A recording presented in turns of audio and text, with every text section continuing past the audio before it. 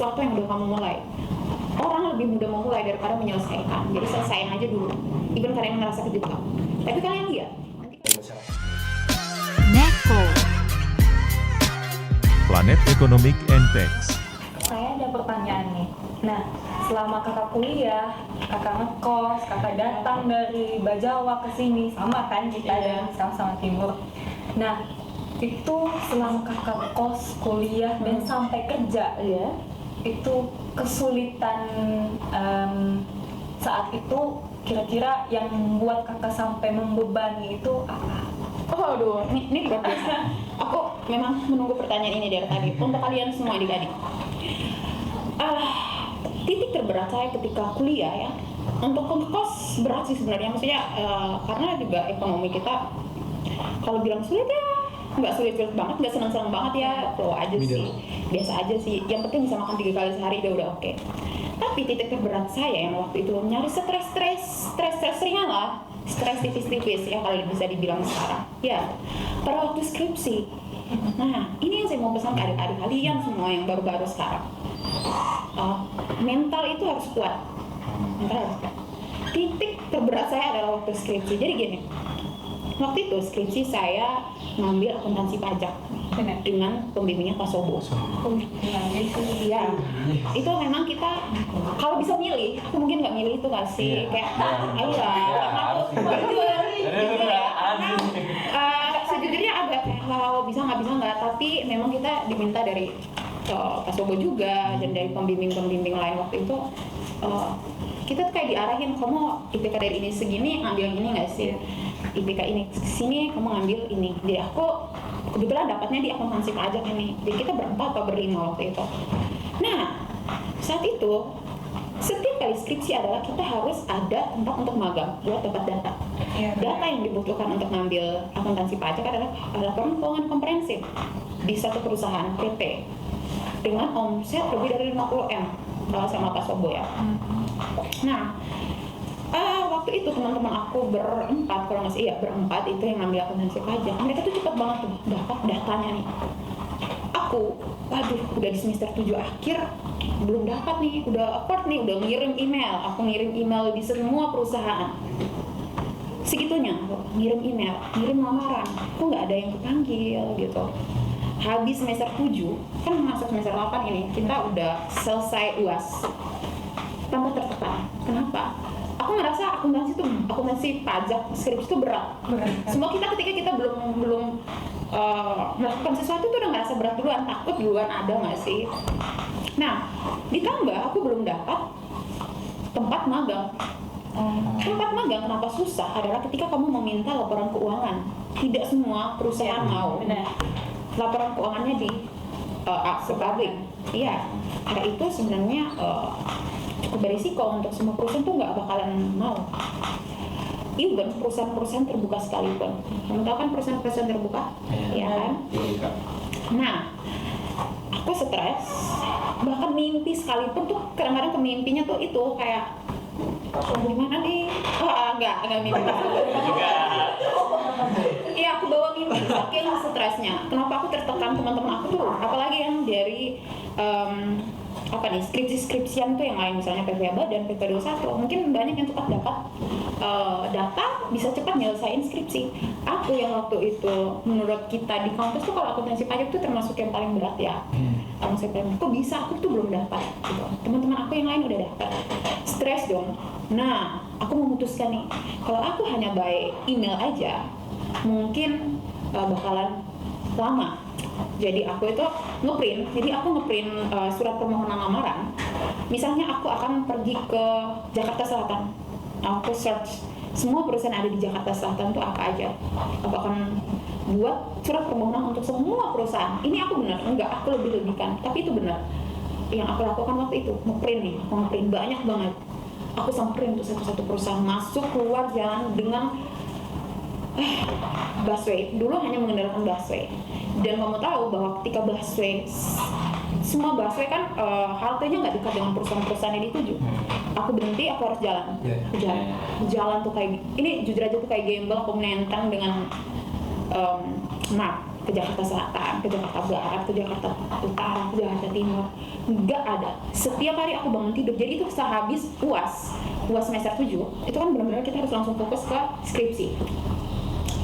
Bangun pagi, yang aku lakukan langsung siap-siap untuk jalan, bawa dengan map yang berisi surat permohonan lamaran magang. Dari setiap, mungkin menurut aku sih satu Jakarta kayaknya udah ada map aku. Benar, ini nggak bohong. Semua PT, jadi itu aku Google, oh ada PT nih, alamatnya nih, aku nyatet nih alamatnya. Aku datang samperin satu-satu. Nyasar, iya, bahkan sampai di beberapa tempat aku nyasar, kehabisan uang, kehabisan paket habis di tengah jalan aku jalan. Dan aku sangat bersyukur waktu itu banyak banget yang bantu. Misalnya gini, aku jalan nih di tempat-tempat yang habis ngantar jalan, uang habis dong kalau kamu harus bayar Grab terus. Bener. Jadi aku jalan aja tuh siang-siang bolong pakai batik, jalan nangis. Aku pernah nangis di jalan hanya gara-gara stres. Udah ke hari kesekian kalinya, aku termasuk yang agak Wonder Woman, tapi di titik itu aku stres dan pernah nangis di jalan. Gila kalau ingatin itu. Agak sedikit, karena begini, aku nggak melihat effort itu di kalian. Teman-teman nggak se-effort itu. Kadang-kadang aku mikir, kok bisa ya? Udah dengan modal IPK yang lumayan tinggi waktu itu, kok nggak kepanggil gitu, nggak ada yang ini. Terus satu kali ada yang dari kenalan yang mengarahkan aku untuk di salah satu perusahaan itu. Aku udah magang 3 bulan, ternyata nggak bisa tuh mereka ngasih data itu, karena kita udah magang 3 bulan, udah magang sebulan. Stres dong, kamu harus ngulangin lagi tuh langkah-langkah yang tadi dah. Nah, mana-mana, bahkan di ujung Tangerang udah, ujung Bekasi udah, di mana yang belum, aku belum pernah nggak. Pokoknya selama Jabodetabek ini nih, kayaknya aku udah datengin satu-satu buat bawa. Banyak banget cerita ketika aku jalan. Ini kalau aku buatin satu cerita tuh setiap hari tuh pasti ada cerita. Aku nyasar. Iya, benar. Setiap hari ada cerita nyasar. Itulah effort aku untuk dapat data. Kenapa aku bilang aku cerita ini? Karena banyak. Mungkin nggak semua, tapi banyak yang aku lihat. Even teman-teman aku waktu itu seangkatan maupun adik-adik kelas yang beli data. Kalau ada yang simpel ngapain harus? Ada yang bilang kalau ada yang simpel ngapain harus susah? Oh, kalian nggak bisa gitu. Kamu nggak bakalan dapat pengalaman. Kamu nggak akan ngerti rasanya kamu dapat tempat magang pure dari usaha kamu sendiri, dikasih nih laporan keuangan dari perusahaan karena kamu magang dengan baik di perusahaan itu adalah satu kebanggaan tersendiri waktu itu. Dan setelah sekian lama, di titik terakhir aku stres, makanya aku bilang Tuhan akan melihat usaha kita loh. Kalau kalian udah berusaha, Tuhan gak bakalan tutup mata. Mungkin Tuhan akan ngecek, akan yang mencoba kamu, seberapa kuat kamu gitu. Di titik terakhir, aku ingat banget hari Jumat, uang aku waktu itu sisa 20.000, karena saking aku harus setiap hari jalan kemana-mana. 20.000, aku stres, aku tidur. Itu hari Jumat. Pagi, tiba-tiba ada teman aku yang kontak, Santi, kamu coba deh pergi di perusahaan ini. Perusahaan ini ada di daerah Monas. Aku udah bilang ya udah nggak usah lah. Jangan, kamu coba deh. Nah, dengan uang 20.000 itu aku pakai buat bayar busway. Aku pergi nih ke Monas. Di perusahaan itu adalah salah satu perusahaan BUMN. Di mana menurut gue perusahaan BUMN itu gimana ya? Agak susah juga nih. Aku mau bilang apa ya? Karena masuk di perusahaan-perusahaan pemerintah itu ini sebenarnya bagus nggak ya ketika aku omong di sini? Kalau nggak ada yang ngebantu, agak susah ya. Agak susah masuk. Iya. Agak susah masuk. Yang aku rasa mungkin nggak semua, tapi rasanya seperti itu. Banyak orang yang bilang seperti itu. Oh, kamu kalau masuk sini nggak ada yang nge-backup kamu, nggak ada yang bantu kamu, yang istilahnya orang dalam bakalan susah. Aku udah hopeless sebenarnya, karena yang dikasih tahu teman aku tuh adalah perusahaan itu BUMN. Dia bilang, Santi, di perusahaan ini kemarin aku daftar. Waktu itu aku daftar, aku dipanggil, tetapi aku udah dapat PT yang lain. Nah, dia kasih dong ini ke aku. Aku datang, masuk, dan aku tunggu HRD-nya sampai jam 2 siang. Nunggu dari jam 10 pagi sampai jam 2 siang itu, aku nunggu. Pas aku ketemu HRD-nya dan menyebutkan maksud dan tujuan aku untuk datang buat apa, dia minta nilai. Makanya aku bilang sebenarnya di sini untuk kita di kuliah nilai juga berpengaruh juga. Ya, nilai juga berpengaruh ketika kita daftar kerja, kita daftar lamar magang. Tapi kan orang awal pertama yang mereka menjadi daya ukur mereka untuk menerima kamu kan mereka akan lihat dulu, oh ini anak ini loh. Nah, tetapi ingat, nggak bisa kamu nilainya bagus tapi kamu kemampuannya kurang, karena nanti kelihatan ketika kerja dong. Kamu IPK-nya 4 misalnya, kamu ketika kerja nggak bisa kan nanti gimana? Malu, bukan hanya kamu tapi instansi kita berkuliah itu juga malu kan. Nah, ketika aku kasih, wah mungkin waktu itu aku dengar dia bilang, wah kebetulan nih kamu pajak ya, lumayan nih kamu lumayan, kata gitu, bagus. Kita juga lagi ada masalah perpajakan, boleh nggak kamu bantu? Even hari itu juga aku diminta untuk ya langsung bantu hari itu juga. Dan aku tuh nggak habis pikir kayak ini mimpi nggak sih, kayak aku udah muter nih Jakarta, Tangerang, Jakarta Ujung, Tangerang, Bekasi, kok bisa hanya di Monas gitu. Kayak lu tadi udah kemana-mana, tiba-tiba dekat banget ya di Monas, nggak sampai 30 menit. Dan aku bilang, dan satu hal yang aku paling takut adalah ketika kita bilang, Kak, tapi aku tuh butuh ini loh, laporan keuangan. Itu sebenarnya tuh sangat bikin takut, karena nggak semua orang mau ngasih gitu. Kadang-kadang mereka mau terima kita untuk magang, belum tentu mereka mau kasih kita data. Dan ketika aku ngomong seperti itu, dia bilang, itu gampang. Dengan mudahnya dia ngomong kayak gitu, kamu masuk hari ini juga langsung ambil aja tuh di lemari ini. Aku kayak, wow, itu udah benar-benar speechless. Terima kasih sama Tuhan udah yang kayak, aduh Tuhan thank you yang benar-benar kayak gimana. Karena itu ketika kamu ngerasa lega, saking kamu udah berusaha keras banget gitu. Nah, akhirnya itu aku dapat, meskipun sangat terlambat, Pak Sobo itu memaklumi itu. Aku udah kasih tahu, aku datang udah dengan muka yang sebelum aku dapat itu datang tuh hampir nangis sama Pak Sobo, Pak, aku nggak bisa dapat gini-gini. Tapi setelah aku dapat itu, dengan mudahnya dikasih laporan keuangan, dalam minggu itu aku udah langsung bisa nyelesain bab 3, dalam minggu itu udah bisa mulai bab 3, karena udah dapat perusahaan, mereka langsung ngasih laporan keuangannya. Kak, aku mau nanya dong, ini Iya. kakak kan dulu kumlot ya? Oh, iya. Iya. Kalau boleh tahu, ini boleh dong kasih motivasi untuk teman-teman semua supaya bisa seperti kakak gitu loh, supaya semangat untuk belajar gitu. Oke, semangat belajar. Oke, cum laude. Cum laude itu bonus. Saya nggak pernah kepikiran bakalan ada cum laude. Saya menjalani sesuatu itu tuh kadang-kadang nggak kepikiran. Saya pun bahkan tahu ada istilah-istilah cum laude itu kayak, maksudnya, oh ternyata kalau cum laude tuh Terbaik. iya, kayak ada privilege tersendiri gitu, kamu tuh gitu. Padahal dulu saya benar-benar itu tadi yang saya bilang, melakukan yang terbaik di setiap tahap yang saya jalani. Gini, misalnya saya SMA, saya akan membuat sesuatu yang terbaik pas waktu SMA. Saya kuliah, ya udah saya harus paham semua di masa-masa kuliah saya harus paham nih, ini pelajaran itu. Nah, yang tadi saya bilang, kita melakukan sesuatu, membuat yang terbaik, kita harus punya motivasi. Kalau kalian asal-asal datang kampus nggak punya motivasi, kalian nggak bakalan punya trigger untuk belajar. Kalau kalian tanya apa yang membuat aku suka belajar, ya itu tadi, aku nggak ada orang yang suka belajar nggak sih, kayak benar-benar belajar gitu, kayak nggak seru aja gitu. Tetapi ketika kita kembali lagi, yang memotivasi kamu untuk kesini itu apa? Misalnya aku ingat orang tua, wah aku nih seandainya nggak belajar bagus-bagus, nggak belajar baik, nggak memahami dengan baik, aku bakalan gagal. Yang kedua, ya diri aku sendiri, tadi aku bilang, aku harus berhasil lah setelah kuliah ini, aku harus pastikan aku bisa bekerja. Yang ketiga, kalau ngomong tentang kampus, aku tuh ingin dosen-dosen tuh tidak kecewa. Tau gak sih, ketika kita dosen ngajar, dosen-dosen kita udah tua banyak ya, aku tuh nggak ingin dosen-dosen itu tuh ngomong tanpa ada interaksi doa. Boleh tanya angkatan aku dulu, bagaimana cerewetnya aku ketika di dalam kelas. Bukan berarti aku ingin menonjolkan diri, enggak seperti itu. Kadang-kadang kasihan juga ketika dosen ngomong, kita nggak ada feedback. Minimal bertanya, apa yang aku lakukan dulu? Aku selalu belajar semua materi sebelum diajarkan. Jujur, aku dulu adalah anak IPA yang bingung debit kredit. Aku stres banget, dimarah-marahin sama Pak Mansur. Aku ingat Pak Mansur dulu pernah marah-marah aku.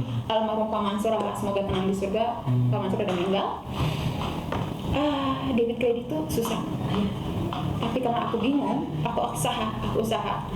aku belajari, aku pahami, oh ternyata setelah dipahami, oh ini mudah. Nah yang aku pakai sistem aku adalah besok aku harus tahu nih pelajaran apa. Malam ini aku pelajarin itu semua bab 1 minimal nih. Habis itu aku nyatat pertanyaan. Aku pastikan besok aku harus bertanya. Karena di sini penilaian kita bukan hanya dari nilai ujian, ulangan, tetapi keaktifan di kelas juga ada. Dari manusia sebanyak ini di kelas, dosen akan menandai kamu ketika kamu aktif. Selain berguna untuk diri kamu sendiri, nilainya pasti lebih bagus. Oh, dosen-dosen pasti tahu nama aku. Karena saking aku suka nanya, suka ngejawab juga. Ketika kamu duluan belajar materi-materi yang akan diajarkan besok, aku yakin, coba deh, kamu bakalan lebih semangat datang ke kampus. Karena kamu ngerasa kayak, oh, ini pasti besok nih akuntansi pajak. Kamu udah nyiap nih pertanyaan-pertanyaan. Kamu udah baca juga. Dosen kan masuk pasti nanya dulu, apa pengertian pajak? Kamu harus udah bisa membayangkan nih, kira-kira besok dosen nanya apa sih?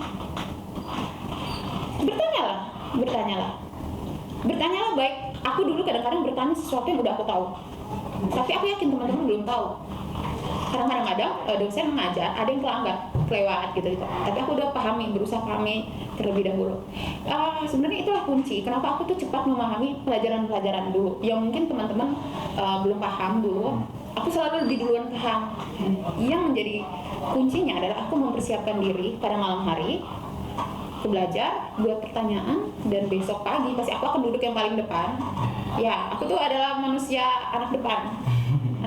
Kenapa aku ngerasa ketika aku duduk di belakang, aku di tengah, aku nggak berkonsentrasi. Bukan mau ingin akan dinotis sama dosen, enggak. Cuman mungkin menurut aku ketika aku ada di depan nggak ada yang ngalang gitu. Aku kalau udah ada yang ngalang, ada yang lihat teman-teman ngapain, itu pasti ya aku nggak fokus. Nah aku paling depan, aku akan bertanya, Pak ini gini. Nah itu sebenarnya bikin dosen juga semangat mengajar gitu. Mereka senang, wah ternyata ada yang interest dengan mata kuliah mereka.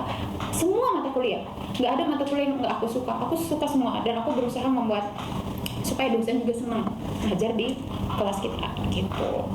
Nah sampailah pada akhir cum laude itu bonus lah. Oh ya, tapi ya sesuai lah usaha kamu. Ketika kamu effort lebih kuat daripada teman-teman, bukan karena pintar itu. Yang saya mau bilang, kadang-kadang kamu makan apa sih? Ya elah, itu pertanyaan-pertanyaan ketika kita melihat teman-teman kita mungkin lebih hebat. Tapi kalian perlu tahu, orang yang kelihatan, mungkin di kelas kalian pasti ada teman-teman yang kelihatan begitu pintar atau dia menonjol sekali. Percayalah, di balik itu semua semalam dia ada belajar sampai stres gitu. Percaya saja, kamu jangan makan apa enggak karena makan apapun. Kita belajar, kita lebih banyak mengorbankan waktu untuk itu. Kamu ingin mendapatkan sesuatu, kamu harus berkorban gitu loh. Jadi jangan kayak ada nih teman-teman yang kalau sekarang ketika kita reuni ya, mereka bilang, Santi kau ini kenapa ya dari dulu tuh suka sekali jawab di kau, pertanyaan di kau gitu, di kamu, jawab juga di kamu gitu. Ya itu saya bilang, ya udah karena kita udah persiapan dulu dari malam gitu. Aku akan stres ketika besok masuk tapi aku belum persiapan. Itu di semester ketika aku aktif organisasi sempat keganggu juga karena dulu lebih ada beberapa hal yang aku fokusnya ke organisasi, ngaruh juga ke kelas. Nah itu, jadi ya bersiaplah. Kalau kalian mau semangat, intinya kamu mau semangat ke kampus, bersiap. Kalau kamu nggak siap, kamu nggak semangat. Ketemu dosen pun kayak udah malas aja duluan. Tapi kalau kalian siap, even pas wobo yang mungkin kalian ngerasa, udah siapin aja, buat aja satu pertanyaan. Pak, nanyain aja. Wah, pas wobo pasti suka banget. Setiap pertanyaan, semua dosen suka pertanyaan. Tapi kira-kira modal apa sebenarnya? Modal dasar apa sebenarnya di dunia pekerjaan nanti? Selain ijazah ya. Ijazah itu kan tiketnya. Iya. Modalnya ini apa kira-kira? Modal kalian itu adalah diri kalian sendiri, diri kita sendiri. Ini, kalau ngomong tentang apa yang perlu kita persiapkan untuk masuk ke dunia kerja, modalnya itu apa? Yang pastinya background pendidikan kalian, ijazah. Ijazah sebenarnya untuk menjadi tiket utama kalian. Kalian daftar nih, HRD akan lihat, oh ijazah ini nilai kalian segini, jurusannya ini. Yang kedua adalah kemampuan kalian untuk bisa beradaptasi dengan lingkungan kerja. Jadi gini, orang yang udah paham teori, pintar misalnya nih, belum tentu dia berhasil di dunia kerja juga. Itu yang saya mau bilang ke adik-adik kita semua. Komponen yang kita butuhkan adalah kemampuan untuk bisa beradaptasi. Adaptasi itu apa? Kemampuan berbicara juga. Kalian dekat dengan rekan-rekan kerja nanti, itu tuh ngaruh banget. Jadi yang paling penting adalah kalian bisa ini beradaptasi itu kan. Nah, beradaptasi itu belajarnya dari mana? Itu dari organisasi-organisasi ini. Ketika kalian aktif berorganisasi kayak kalian ini ya, adik-adik ini pembimbing semua kan. Di situ kan kita dipacu untuk berpikir, untuk bisa menyatukan banyak pendapat, banyak kepala untuk satu tujuan itu dari banyak kepala gitu. Bagaimana menghadapi sikap si A, si B, itu kan kita dilatih dari awal ketika kita masuk di organisasi. Nah, ketika masuk ke dunia kerja, apa? Kita udah kasih nih lamaran, ijazah, diinterview dong sama HRD. Ketika kelihatannya kamu tuh gugup, wah itu nggak bisa, komunikasi kamu aja nggak lancar, sebenarnya udah menjadi nilai minus untuk penerima kerja gitu. Orang butuh kerja, orang yang nyari kerja, ketika interview pasti, oh ini anak gini-gini, oh dia nih kelihatan bertanggung jawab nggak sih, bisa nggak sih megang kerjaan ini, itu dong. Makanya selain daripada ijazah, nilai-nilai kalian, yang paling penting berikutnya adalah kemampuan kalian untuk bersosialisasi, untuk bisa beradaptasi, kemampuan kalian untuk bicara. Bicara itu penting sekali. Penting sekali, modal utama itu adalah bicara. Makanya sering-seringlah berorganisasi. Ketika berorganisasi kan sering tuh diminta pendapat. Ketika diminta pendapat, kamu bisa berbicara. Nah itu yang penting. Nah ketika saya dulu awal masuk, saya sebelum masuk ke perusahaan adalah di konsultan terlebih dahulu, konsultan pajak. Kenapa saya milih konsultan pajak? Konsultan pajak saya bisa belajar lebih banyak. Kalau kalian habis dari kampus, kalian masuk ke konsultan, akuntan publik, itu kalian akan lebih belajar banyak lagi. Kalau misalnya kamu langsung masuk ke perusahaan, sebenarnya nggak banyak yang akan kalian pelajari. Tapi kamu curi ilmu dulu nih di konsultan. Karena di konsultan tuh akan pegang banyak klien dengan case yang berbeda-beda. Di situ kamu udah tahu nih cara handle seperti ini. Kamu terjun dimanapun, di perusahaan, di mana instansi manapun, it's okay, udah terbiasa. Karena kita sudah terpressure, kita sudah di press yang dengan bagus di konsultan pajak. Mati-matian tuh kalau kalian kerja di konsultan pajak. Ini bukan saya mau dilebihkan, tapi memang ketika kita masih di konsultan pajak, akuntan publik, itu sebenarnya banyak sekali kerjaan, banyak sekali waktu yang terbuang, tapi ilmu yang didapat juga banyak gitu. Ibarat kuliah kedua lah. Iya benar, kuliah kedua. Jadi sih kamu memahami teori dengan baik, kamu masuk di konsultan pajak, kalian akan memahami gimana praktiknya. Banyak sekali kasus-kasus yang tidak semudah yang kita belajarin di buku. Oh banyak banget kasus-kasus yang harus diselesaikan itu. Misalnya kasus apa nih, mulai masuk ke peradilan pajak dan lain sebagainya, itu tuh kan kamu nggak bisa kitanya dapat teori, kamu harus terjun langsung kan. Itu belajar dulu di konsultan pajak gitu. Oke, seperti itu. Setelah kakak mengalami banyak pergejolakan selama kampus, selama kerja, mulai kakak dari naik busway itu yang paling berkesan sama saya. Naik busway dari tadi skripsi masih berkesan. Masih berkesan sampai sekarang karena saya mikir gini, jarang ada orang wanita ya, nggak bilang wanita bukan seorang yang struggle, berjuang, bukan. Cuman saya di sekitaran saya, lingkup keluarga, lingkup sosial saya di tempat saya tinggal sekarang, jarang ada yang sampai berani gitu. Seorang wanita naik busway ke sana jauh loh, sampai sekeliling Jabodetabek tuh. Iya, nyaris dulu. Jauh sampai segitu kan, sampai seberjuang itu. Setelah pergulatan itu kak, dan dari kampung juga pasti ada pergulatan pribadi secara keluarga yang tidak perlu diumbar. Apa cita-cita hidup kakak yang belum kesampaian? Ini berasal lagi SD ya? Oh, belum kesampaian. Yang ingin diwujudkan lah.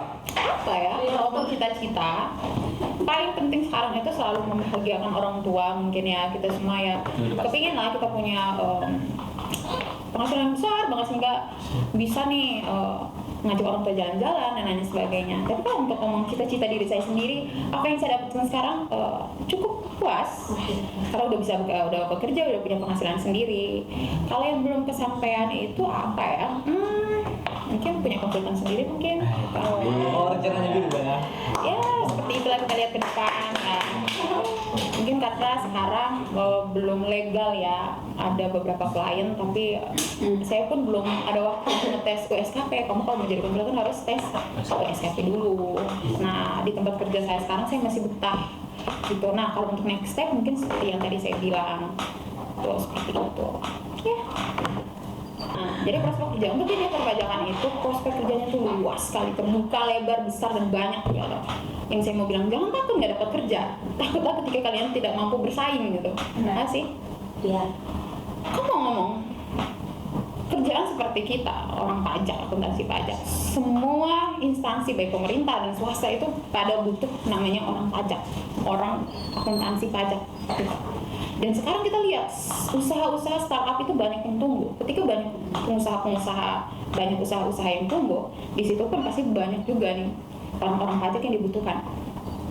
Nah, ngomong tentang prospek pajak sangat luas dan terbuka lebar. Ya, nggak perlu takut nih. Kita bakalan kerja di mana? Bisa kerja di BUMN, bisa kerja di pemerintah jadi PNS ada, bisa di perusahaan, di konsultan akuntan publik, bisa pun konsultan sendiri. Yang perlu kita takuti adalah ketika kita tidak memahami apa yang kita punya background pendidikan ini. Terbuka luas, tetapi kita punya saingan, baik saingan dari kampus lain maupun saingan kalian kita sama jurusan. Sayang. Menjadi saingan kita ketika nanti kita kerja gitu. Apa yang menjadi tahu, yang menjadi modal? Ya udah, diri kita masing-masing. Seberapa hebat kita untuk bisa memberikan ini nilai jual kita ini apa nih nanti nih pas kita lamar ditanya ini bisa nggak?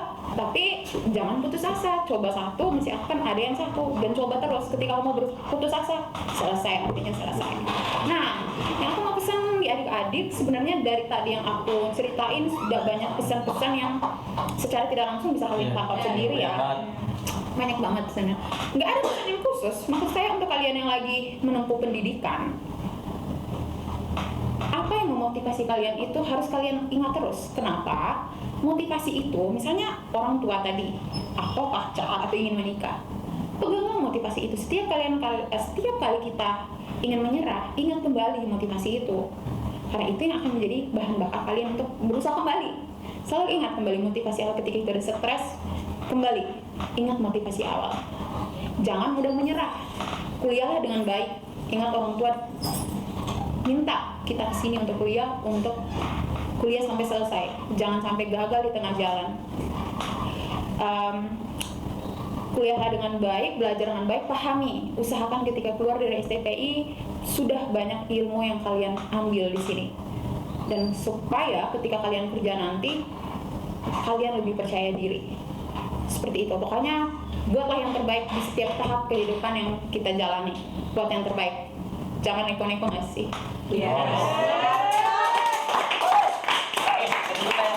Oke, bisa ditutup saudara Adi. Oke, sekian podcast kita hari ini.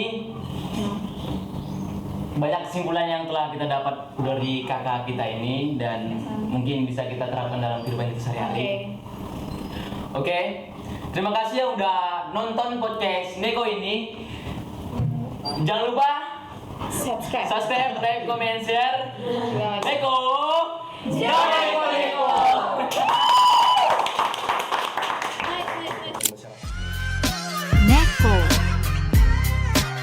Planet Economic and Tax.